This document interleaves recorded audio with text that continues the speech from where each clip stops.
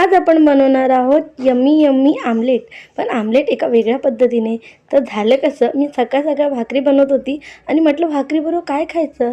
तर ह्या विचारामध्ये मला लक्षात आलं की आज बुधवार आहे, तर म्हटलं काहीतरी अंड्याचं बनवूया. तर मग मी ही डिश बनवायला घेतली. तर ही आहे ना खूपच सोपी आहे, 5 मिनटामध्ये होऊन जाते आणि सामग्रीसुद्धा खूपच कमी. म्हणजे तुम्हाला फक्त एक पॅन घ्यायचं, त्यात तेल ओतायचं आणि कांदा आणि टमाटर एवढंच चॉप करायचं आहे आणि तुम्हाला आवडीचे मसाले टाकायचे आहेत. हां, तुमच्याकडे कांदा लसूण मसाला असेल ना, तर तोही टाका, खूप छान लागतो.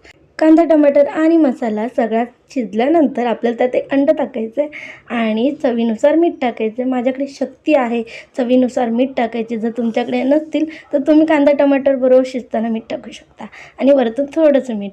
आणि मग तुमचं आमलेट रेडी आहे भाकरीबरोबर यम यम यम करून खाण्यासाठी. तर अशा पद्धतीने आमलेट बनवा, नक्की घरी ट्राय करा. आपण भेटूया पुढच्या एका नवीन व्हिडिओसोबत. तोपर्यंत बाय बाय.